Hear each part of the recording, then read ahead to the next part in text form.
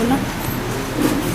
हल्ला नहीं करेगा, हल्ला करोगे तो बाहर निकल जाओ, पहले पहले हल्ला वल्ला करके आ जाओ, उसके बैठ लेना है ना, लेकिन हल्ला मत करना क्लास में। जिसको भी मन करता है हल्ला करने का बाहर चले जाया करो, कोई दिक्कत नहीं, आराम से आ जाया करो। हेलो फ्रेंड्स, मेरा नाम आरती साहू है। मैं 10 on 10 कोचिंग क्लास की स्टूडेंट हूँ। अब आप अपना परिचय दीजिए। मेरा नाम कविता साहू है। मैं 10 on 10 की छात्रा हूँ और मेरा पहला क्वेश्चन ये है कि क्रांतिकाल किस काल को कहा जाता है? क्रांतिकाल नवपाषाण काल को कहा जाता है। भारतीय पुरातत्व एवं सर्वेक्षण विभाग की स्थापना कब हुई? भारतीय पुरातत्व एवं सर्वेक्षण विभाग की स्थापना 1904 को हुई। अर्ध औद्योगिक नगर किसे कहा जाता है? अर्ध औद्योगिक नगर हड़प्पा को बोला जाता है और औद्योगिक नगर जो है चन्हूदड़ो को।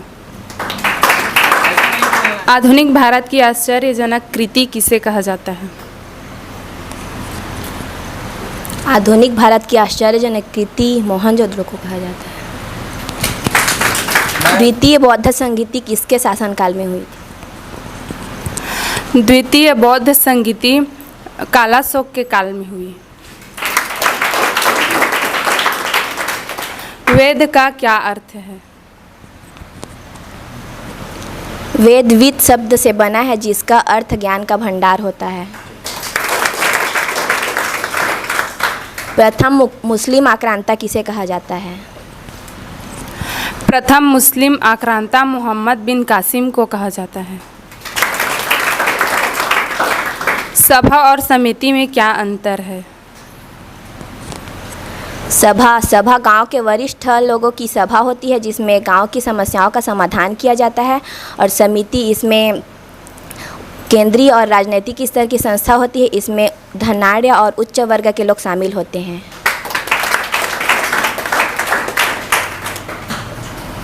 पूर्व का हैमर किसे कहा जाता है? पूर्व का हैमर फिरदौसी को कहा जाता है। प्रथम पितृहंता शासक किसे कहते हैं?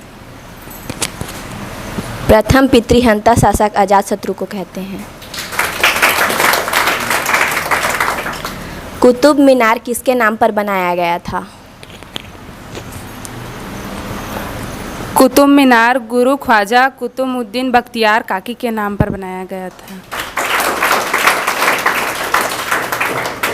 भारत का मुक्तिदाता किसे कहा जाता है और क्यों कहा जाता है?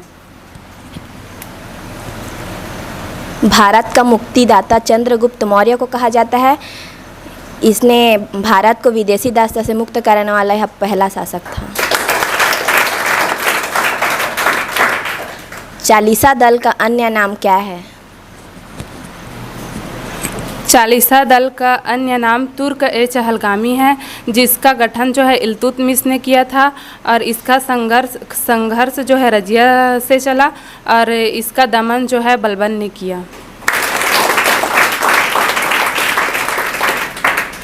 किसको औरंगजेब का पूर्वगामी कहा जाता है? सॉरी, नहीं पता। सिकंदर लोदी को औरंगजेब का पूर्वगामी कहा जाता है।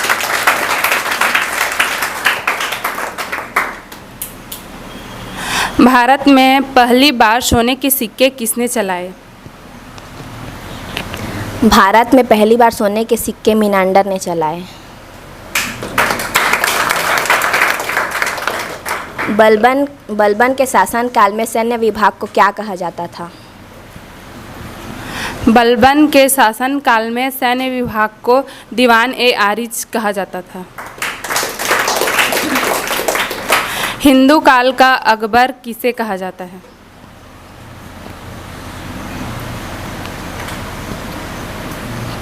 हिंदू काल का अकबर हर्षवर्धन को कहा जाता है।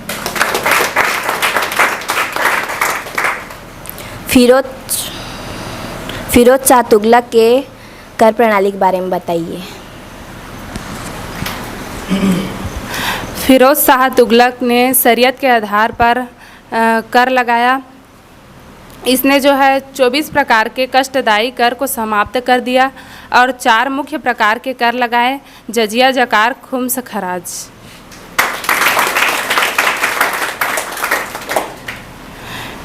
किस किताब में हर्षवर्धन को पंच भारत का स्वामी कहा गया है? CU की किताब में हर्षवर्धन को पंच भारत का स्वामी कहा गया है: पंजाब, कन्नौज, बंगाल, बिहार, उड़ीसा।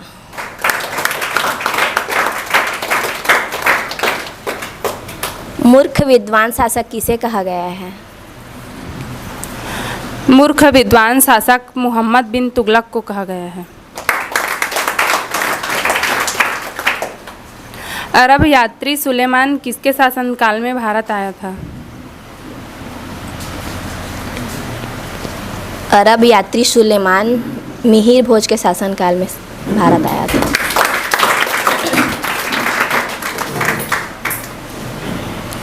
मुगल साम्राज्य के शासकों का क्रमबद्ध नाम बताइए। मुगल साम्राज्य के शासकों का नाम: पहला जो है बाबर, दूसरा हुमायूं, तीसरा अकबर, चौथा जहांगीर, उसके बाद शाहजहां, औरंगजेब।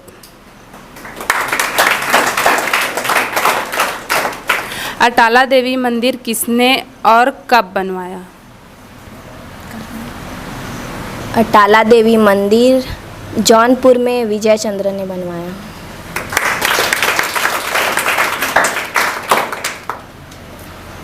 अगर रजिया स्त्री ना होती तो भारत के महान शासकों में इसका नाम होता। यह कथन किसका है? अगर रजिया स्त्री न होती तो भारत के महान शासकों में जानी जाती। यह कथन एल्फिंस्टन का है। मार्शल ने स्थापत्य का हीरा मोती किसे कहा है? हीरा मोती। हीरा मोती किसे कहा है? मार्शल ने स्थापत्य का हीरा मोती अलाई दरवाजा को कहा है। गांधी जी ने एकमात्र बार कांग्रेस की अध्यक्षता की, कहाँ की और कब की? गांधी जी ने बेलगांव में एकमात्र बार जो है अध्यक्षता की और 1924 में की। कार्टेज पद्धति क्या है? कॉटेज पद्धति, इसके तहत अंग्रेजों को समुद्र पर एकाधिकार था। ब्लू वाटर पॉलिसी के तहत इनको समुद्र पर एकाधिकार था, तो यह अरबियों और भारतीयों को समुद्र में जाने से पहले एक लाइसेंस जारी करते थे, जिसे कॉटेज पद्धति कहते हैं। स्वतंत्रता के समय कांग्रेस के अध्यक्ष कौन थे? स्वतंत्रता के समय कांग्रेस के अध्यक्ष JB कृपलानी थे। धार्मिक नियोग्यता का सिद्धांत क्या है? धार्मिक नियोगिता का सिद्धांत, इसके अंतर्गत अगर कोई ईसाई धर्म ग्रहण नहीं करता तो उसके पैतृक संपत्ति में से उसे बेदखल कर दिया जाता है। मार्ले मिंटो सुधार कब आया? मार्ले मिंटो सुधार जो है 1909 को आया। इसमें मुसलमानों के लिए पृथक निर्वाचन की मांग की गई। मैं भारत को भौगोलिक सीमा मानता हूँ, देश नहीं, यह किसका कथन था? मैं भारत को भौगोलिक सीमा मानता हूँ, देश नहीं, यह लॉर्ड कर्जन का कथन है। वेलेजली की संधि की शर्तें बताएं।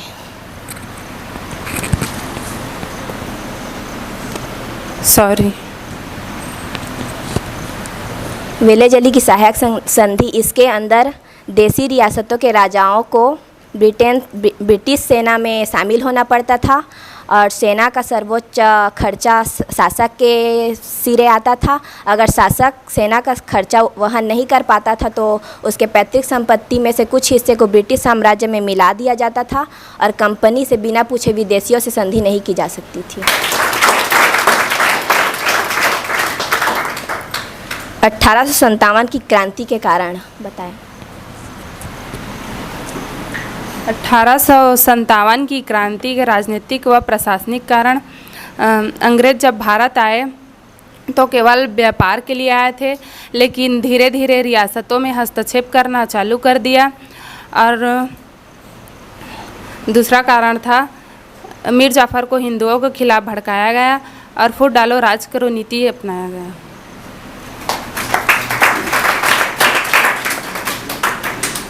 आरोबोलिस आश्रम की स्थापना कब हुई और किसने करवाई? आरोबोली आश्रम की स्थापना अरविंदो घोष ने करवाई 1916 में। कर्जन ने बंगाल विभाजन कब किया? कर्जन ने बंगाल विभाजन 1905 को किया। हंटर कमेटी में कितने सदस्य थे? हंटर कमेटी में कुल 8 सदस्य थे, जिनमें 5 अंग्रेज थे और 3 भारतीय थे।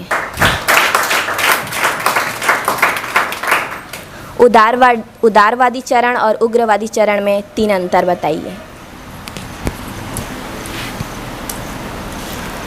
उदारवादी चरण में इसमें प्रार्थना पत्रों और समाचार पत्रों के माध्यम से लेख लिखकर स्वशासन प्राप्त करते थे, और उग्रवादी में जो है स्वदेशी वस्तु का प्रचार करते थे और विदेशी वस्तु का बहिष्कार करके स्वशासन प्राप्त करना।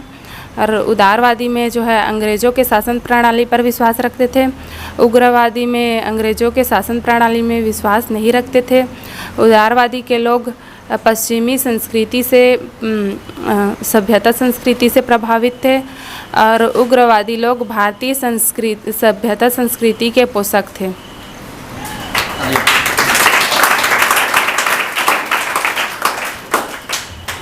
सर हो गया बोलो कुछ। हाँ, हमारे 10 कोचिंग क्लास में बहुत ही अच्छा पढ़ाई होता है। अगर आप अपने पढ़ाई को एक नई दिशा देना चाहते हैं तो ज़रूर रूप से 10 कोचिंग क्लास ज्वाइन करें और अपने पढ़ाई को एक नया चमक दें, नई दिशा दें और जॉब लें। Thank you.